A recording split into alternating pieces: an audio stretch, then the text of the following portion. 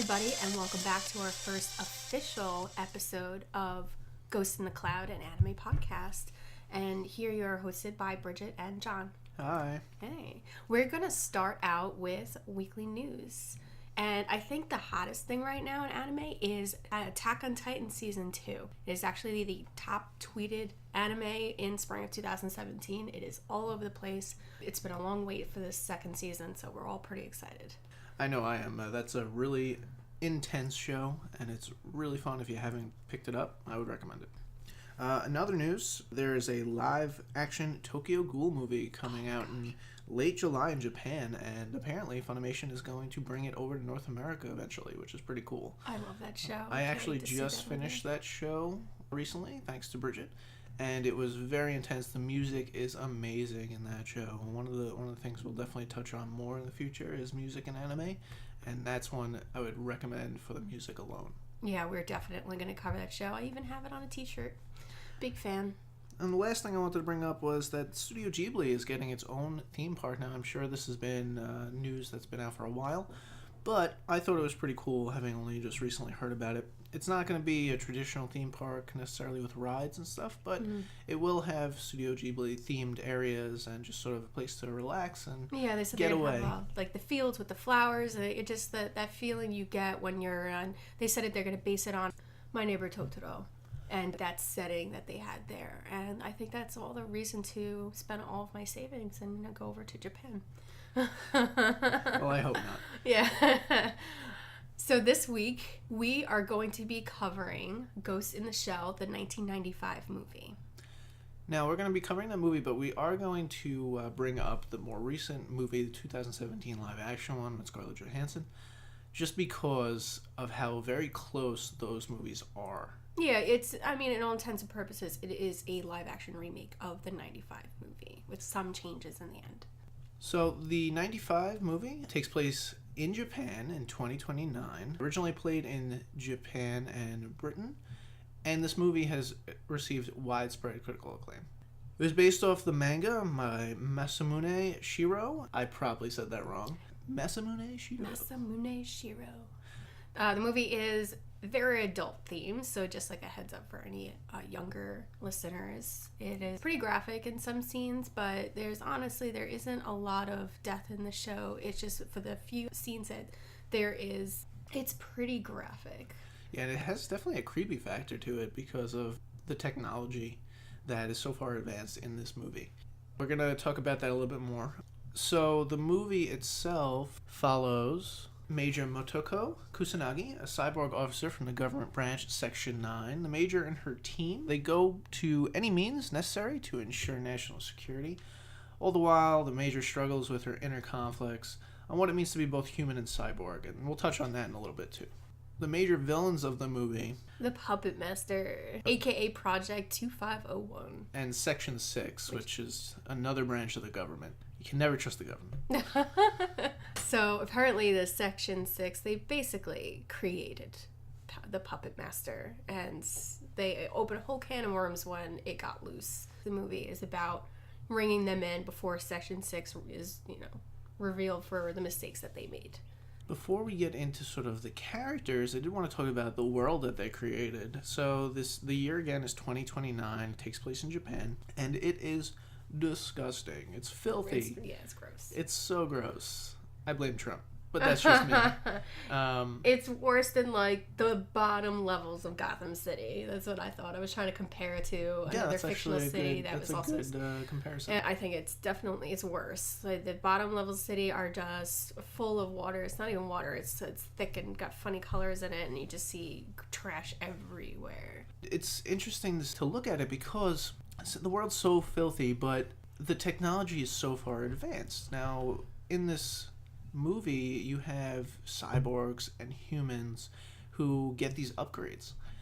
These upgrades can be anything from robotic eyes to full bodies to robotic arms and legs.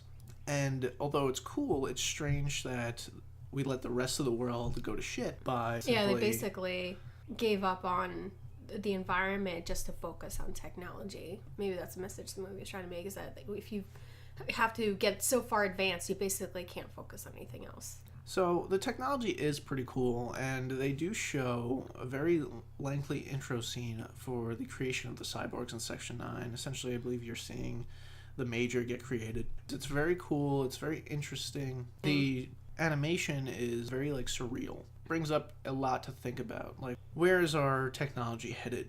You know, we already have robotics in the real world, but do you think we'll ever get that far? Well, this movie takes place 12 years from now, and I can safely say that we're not going to be that far advanced in 12 years. Hopefully the planet will be cleaner than that in 12 years. That's true. They do mention in the movie at one point, though, that technology sort of had a real crazy boom and that it took off, which I thought was interesting because you ever get a feeling when you're looking at something new comes out technology-wise? It's brand new, it's cool, it's awesome, but it feels like it's just a step away from being something truly amazing. The age we're in today is just on the cusp of finding something that just changes our whole reality, in my opinion. I can see that. Virtual reality technology that they're working on right now, as compared to Sword Art Online, where you're actually mentally inside a game, I feel like that is like best comparison I can think of, where we're working towards that technology and we're like halfway there. That is something I'll definitely touch on further when we get to animes like Sword Art Online, because virtual reality is a bit of a hobby of mine. I'm so very interested in it, and it just, the whole idea of suspending your mind into a place that isn't your normal reality is just such a cool thing to think about. It is. So another major thing or theme of this movie were the advancements in weapons, military technology. That seemed to be like a huge focus. Throughout the movie, you see Major suiting up and suiting down at some points, but she's checking her weapons. You see the extent of what a cyborg body can do. She can leap, crazy amount of feet in the air. There are weapons that shoot armor-piercing bullets, and you see these huge dents. In today's world, weapon technology is always advancing. That's one thing that's never slowing down. We don't always get to see it because naturally the governments are going to keep that from us. Well, one thing with this movie and this world, the company that owns this technology, the cybernetics and the weapons development, if it's not owned by the government, it has an arrangement with the government, because the greatest and most powerful of the technology is exclusively only for the government. Which is probably how most things work in our own reality. One of the really cool things was they introduced this camouflage technology. I don't recall what they actually called it, but think of Harry Potter's invisibility cloak. Yeah, it was material that they draped over themselves and they activated it, and they blended in completely. And it was really cool. Now, they focus a lot on the cybernetics. What kind of cybernetics would you get? If cybernetics were as advanced as they were in the movie, what would you have first? That is really tough. I wouldn't want a full body. I think I would lose myself, like my idea of self, my self-image, if I had just gone completely cybernetic. I liked that they had enhancement of vision, but then you have these crazy cybernetic eyes. But one thing that they did for some of the police officers in the movie was, even though they didn't have any cybernetics, they did have enhanced brains, so they were able to mentally link with their teammates out in the field. So I think that would probably be all I want to do, where they just slightly augment their brain. And basically you got Wi-Fi in your head. Yeah, think of how much knowledge you could access. We don't, in our daily lives, we probably only access 1% of what the internet offers us, information-wise. I don't know if I could do that, though. That scares me because of Hacking. Viruses. Yep. That would be insane. I mean, how scared are we now to think of our precious smartphones getting some kind of virus on it, getting corrupted, or our computers, our gaming computers, all that time? Imagine now if it's your brain.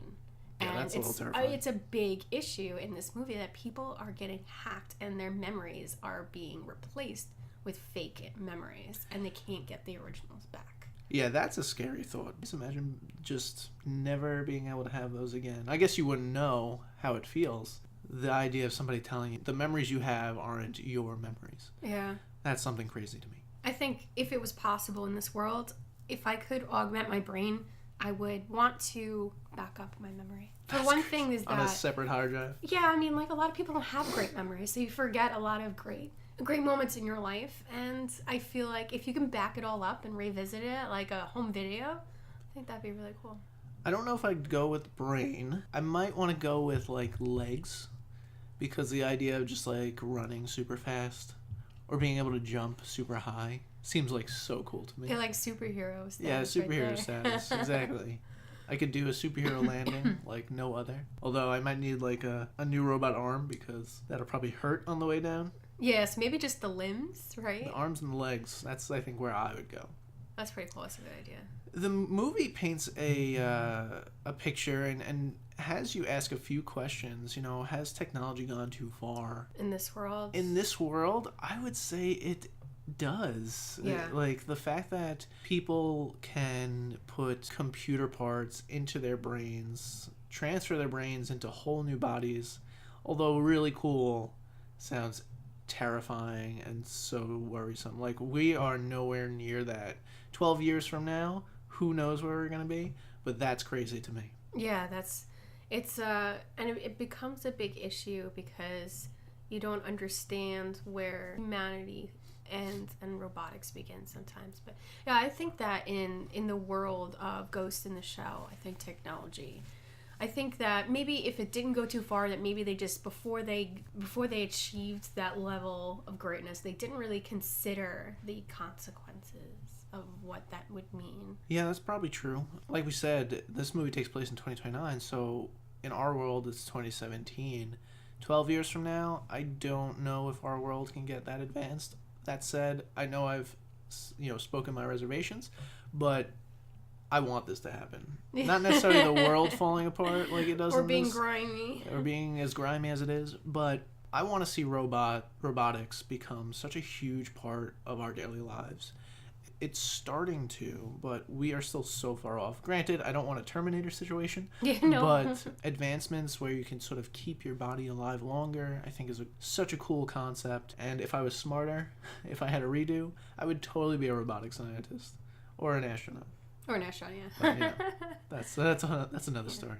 But I mean, there's definitely consequences of giving up a real body and only having a cybernetic or cyborg body. You notice with the Major that she's very recluse and she doesn't show any emotion. She even kind of acts like a robot for a great portion of the movie. Yeah, it's interesting because in the first scene, the Major's on top of a roof and she's spying on someone as part of her job, and she sort of strips down so she can go camouflage. She falls off the roof and she ends up taking this guy out. As she takes this guy out, people in the room with him go running to the window where the shots come from, and they see the Major going completely camouflaged, and she has a smile on her face. And I think it's like one of the only moments where you actually see Major express like emotion. For the rest of the movie, at least a positive one. For the rest of the movie, you get this sort of just blank stare from her, and it's really disturbing because you want to relate to your main characters, but it's hard to with her since she doesn't really express emotion. She has these ideas, and the way she speaks implies that she has feelings and she wants to understand more, but it's hard to relate to her, in my opinion. Yeah. I think the best character to relate to is Bato. But that's me. He was pretty. He seems a caring guy. I don't know how cybernetic he is. His eyes. His eyes are, and his arms are. His arms definitely are. And then you have the young cop. Right. So then you have the all-human guy. So you get these two extremes and this one in between. And it's interesting to see the humans are so easy to relate with. And then you get Tabata, who is fun. He's cool. He's still relatable. And then you get to the Major. Cold as ice. Cold as ice, yeah. And it's really, really disturbing when you look at them. Yeah, she was strictly business, just orders, and she didn't really get personal with anybody. So the movie has this concept called a ghost. Our understanding, at least my understanding, is a ghost is essentially a soul. The Major has a human brain in a cybernetic body, and they refer to her memories, her feelings as her ghost. I don't know if I entirely understand this concept. I guess if I look at it as a soul, then I get it. But it seems like it's slightly different or slightly more. It seems like it's more than just the soul. It's their sense of being almost. But memories are definitely a part of it, whatever the ghost is. In the movie, it's several parts. The Major says that she has a whisper in her ghost. Instead of saying she has a hunch, it's like a whisper in her ghost. So I thought that was really cool. So the movie focuses on what it means to be human, and you see this in the struggle with Major, and actually you also see this with the other human officers. What is his name? Togusa. Oh, that's it. Okay, Togusa. So Togusa, you can see how everything affects him. You know, he's almost entirely human. I guess he does have a link to... They just augmented his brain when he entered the team. Otherwise, he's completely human. You can see how much slower he is moving-wise. You can see that things hurt him. He even sort of has a love for, like, nostalgia with his trusty revolver. Yeah. Which I thought was kind of cool. Very cowboy-like. Mm-hmm. And Bato, I think he relates more to the Major. Personally, I think he does. And I don't really know how much of him is cyborg, but you still get him being angry. You still get him, like, showing a wide range of emotion, which the Major doesn't seem to. She'll curse every once in a while, but yeah, for the most part, she's very robotic. And the officer Togusa. The officer Togusa, he, at one point when they did capture the Puppet Master, Project 2501, it was an AI program that had copied himself into a cyborg. And when they captured the cyborg, they were deciding how to proceed, and Togusa said, well, you know, it's just a computer program. I know it's asking for asylum, but I mean, why are we having such conflict? Why don't we destroy it? And that's when the Major and Bato chime in and say, well, you might not understand this, but you know, the Major is completely cybernetic, her body, and made from the same place that this AI program was made. He said that half of his body is also parts cyborg. It really gets you thinking about your existence. Well, you know, what are you? The fact that she came from the same place as this AI program, and they seem just as alive as one another, even though one was completely created by humans, and the other one was born human. In the 2017 movie, one of the major plot points of that movie is diving into her background and where she came from and what happened to her. And it's pretty terrible what you find out, but we're not really talking about that movie today. No, yeah, we won't. That said, the 2017 movie takes a lot of stuff from the 95 movie, even the final scene where she's battling the giant spider robot. Tachikoma. Not yet, but I want to call it a Tachikoma. A preview to Tachikoma. Watching the cyborgs get sort of torn apart, and you see that in a few scenes throughout the movie. It's so intense and it's so explosive. I would recommend watching this movie if you haven't. And even if you have, rewatching it, because I haven't seen this movie in years. I was just like, wow, like for 95, the animation you have here is insane. We think of today's animation, shows like Attack on Titan, and although it's still mostly hand-drawn, there is some CGI elements into it, but CGI wasn't as prominent back then, but you could still see it being incorporated. I think most animators have gone to like at least half computer graphics, even Disney does that now. If you don't have a preference on English, sub or dub, I might recommend the sub with the Japanese language because we found the voice actors to be a little monotone and they sounded like maybe a little new and inexperienced, but if you don't have a preference, maybe it just suggests the English subtitle. I agree to a certain percent. I think Major was extraordinarily boring, and not necessarily the character. I think the character obviously has a lot of potential, but the voice actor... Yeah, just the voice. I don't know if she was just not used to it, but... Or maybe they were trying to make her monotone. I guess, if that's what they were trying to do, but she comes across very boring. I almost want to rewatch it in Japanese too, just to compare to see if that was their intention. So another major thing they talk about is self-image and gender identity. Now you see a lot of anime boobs in this, and the making do we see a male cyborg? Yeah, we don't see male cyborgs, which is interesting. Although, I mean, you do have Bato, but... Bato's human body. It just, the limbs are changed. But an actual full cybernetic body, they only show the female model that the Major has. And they actually show the Project 2501 puts itself into a female cyborg body and then gets hit by a car, which is sort of what prompts the final act of this movie. And how they capture him. We say him because the program's voice is male, but he's in the female body just by, I think, just sheer coincidence. You have to wonder, this is a program with artificial intelligence, so it was never human, so it never had a gender, and yet it seemed to have identified himself as male But you can, in this world, it doesn't matter if you're born male or female, you could change your whole body if you wanted to. Also blurs the line of gender identity. Personally, recommend you watch this movie. What do you think, Bridget? Oh yeah, absolutely. Especially since there's so much that follows after it. There's the show, and then there's the 2017 movie. But this is the groundwork for it. This is the first that came out, and it was really intense. It was really interesting, and it was a lot more detailed, the graphics, than your usual anime cartoon. I really highly recommend watching it. Definitely made for adults. Oh yeah. But I don't recall if Standalone Complex is as adult as this movie. No, I think they made it a little more universal, especially when they added the talking Tachikoma robots. You know, they had like the cute squeaky voices, and they made silly jokes. So they tried to make it less violent and more universal for all ages. So we hope you found the review interesting. I would give it a rewatch because it's definitely a fun time. Yeah, that's another thing. I had seen it, but it had been so long. Rewatching it again, I was just like, wow, I just forgot. Like, how much was it, how much detail was in the movie and how much was going on. It came out in 1995, so I was like, you know what, it deserved a second look. So for next week, we're going to be taking a look at the anime Food Wars. Currently 2 seasons. Yes. So we'll be reviewing those. Really fun show. Get into it next week. If you haven't seen it and you want to know about the characters to talk about, I suggest that before next week you watch the first few episodes, and I think you will love it as much as we. Don't forget to hit us up on social media. We also have an email, or you can email us at gitcanime@gmail.com, where our new episodes will always be up on SoundCloud. And the social media is our Facebook and Twitter. If you search for GITC Anime, we will pop right up. All right, thanks for listening, guys. See you guys next week. Bye. Bye.